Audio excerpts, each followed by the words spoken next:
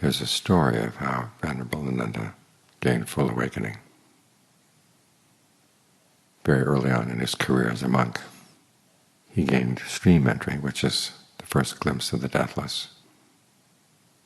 But then he took on the job of being the Buddha's attendant, which meant that he didn't have much time for his own practice. But he did ask of the Buddha a favor, that when the Buddha gave a Dhamma talk anywhere, he would come back and repeat it to Ananda, which meant that Ananda knew more about the Buddha's teachings than almost anybody else.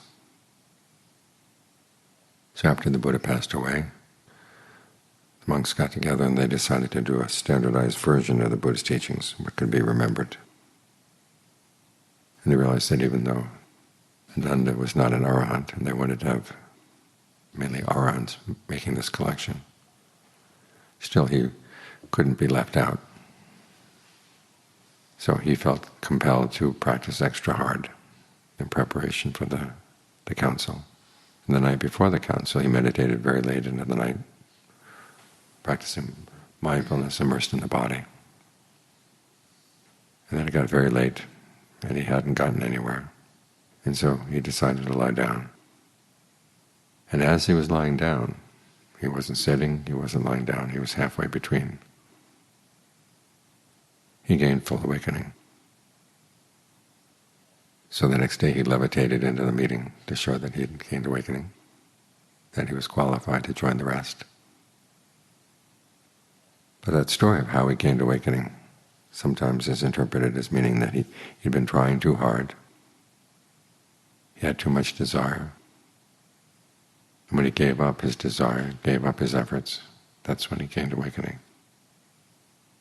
The irony, though, is that in the descriptions of the role of desire in the practice, the two most explicit descriptions of how important it is to want to practice and to want to gain awakening are by Ananda himself.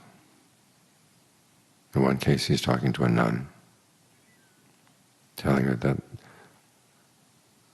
the end of conceit is one of the goals of the practice. But the conceit that goes with the thought, there are others who have gained awakening, they're human beings, I'm a human being, if they can gain awakening, why can't I? That's to be encouraged. It's part of the path. Same with the craving of wanting to gain total awakening. We practice to put an end to craving, but that particular craving is an important part of the path. It's to be developed and not to be abandoned. You abandon it only after you've gained what you want. That's the message of the other passage, where Ananda is talking to a Brahmin. He's staying in a park. The Brahmin has come to see him in the park, and he asks him, this path you're practicing, what's the goal? And Ananda says, one of the goals is putting an end to desire. Is there a path to putting an end to desire? The Brahmin asks. And Ananda replies, yes, and he describes the 4 bases for success, one of which is concentration based on desire, accompanied by right effort. And the Brahmin says, well, in that case, this is an endless path, because you can't put an end to desire by using desire. And so Ananda asks him a question in return. Before you came to this park, did you have a desire to come to the park? Yes. And did you make an effort to act on that desire? Yes. Now that you're here, what happened to that desire? What happened to that effort? Well, it's gone, because it's already been fulfilled. And so Ananda said, well, in the same way, whatever desire there is to put an end to suffering, to attain the goal, when that is satisfied, then that desire ends. So this is not a path of not wanting. I mean, a lot of things you learn how not to want, but you do have as your overriding goal, your overriding determination that you do want to attain awakening. You do want to put an end to suffering. You do want to make that change in your heart. It's simply a matter of learning how to use that desire and use that effort so that desire and effort don't get in the way. Otherwise you focus your desires on the causes what will take you there.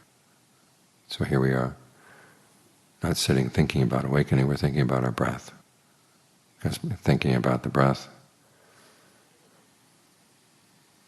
gets the mind to settle down with a sense of ease in the present moment, which is where the work is to be done. And wanting to be balanced, at ease, happy to be in the present moment, that's an important part of the path.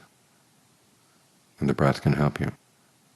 Because of the different elements in the body, it's the most responsive to what the mind tells it to do. It's hard to tell your heart to beat at a certain rate, or to tell your blood pressure to go down. But you can tell yourself, breathe more slowly, and the body will respond. Breathe faster, breathe more deeply, breathe more shallow, heavier, lighter. In long, out short, in short, out long. The body responds. And you can create a sense of ease. Ask yourself, what kind of breathing would feel good right now? And where can you think of the breath energy coming into the body? Or you can think of it originating in the body itself. One spot, two spots, many spots. By holding an image in mind, you see that the breath responds. And the mind will begin to settle down with a sense of ease, with that perception, whatever the perception is that allows you to stay with the breath. So we're here with the desire for awakening, but we learn how to channel that desire into our efforts to stay with the breath, to stay here in the present moment, to be fully aware of the breath, bathing the whole body.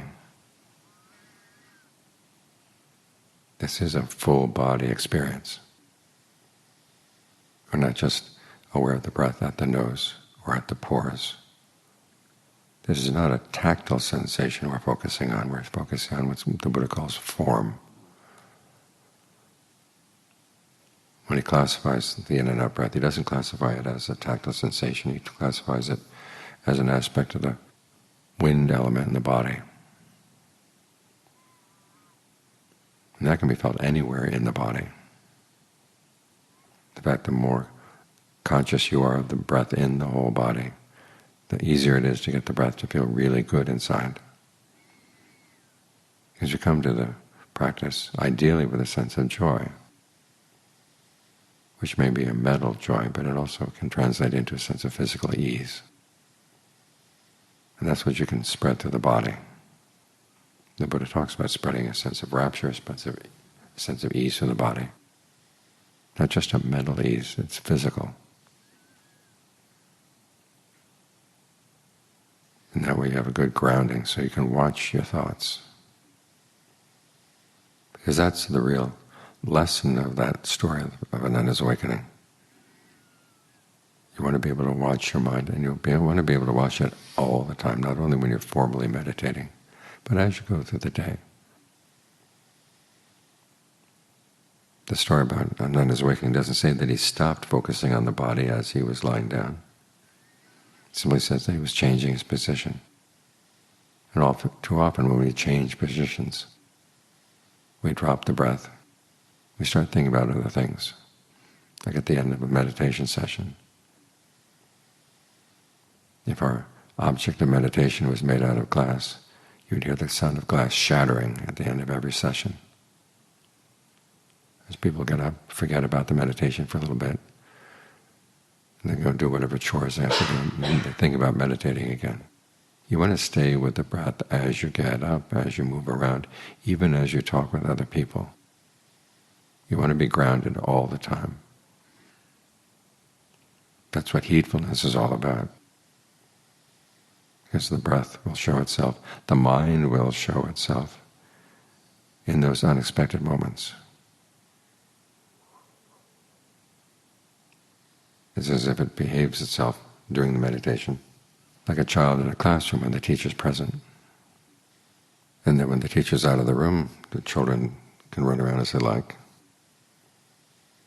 So ideally, the teacher wants to know what's going on. She have a sense of what the kids are doing while she's in the room and also when she's outside of the room. But you can do that as you monitor the breath all the time. So that's the lesson of Ananda's awakening. It can happen in unexpected moments. There's a similar story about Patajara, one of the nuns. She comes back to her hut, and she notices off in the fields farmers working. They can do their job. She says, why can't I do my job? And so she concentrates her mind as she's washing her feet, goes into the hut. There's a lamp lit in the hut, so she pulls out the wick. And at the moment that she pulled out the wick, that's when she gained awakening. So insights can happen at any time. So you want to be there so it can happen, so you can be aware of what's going on.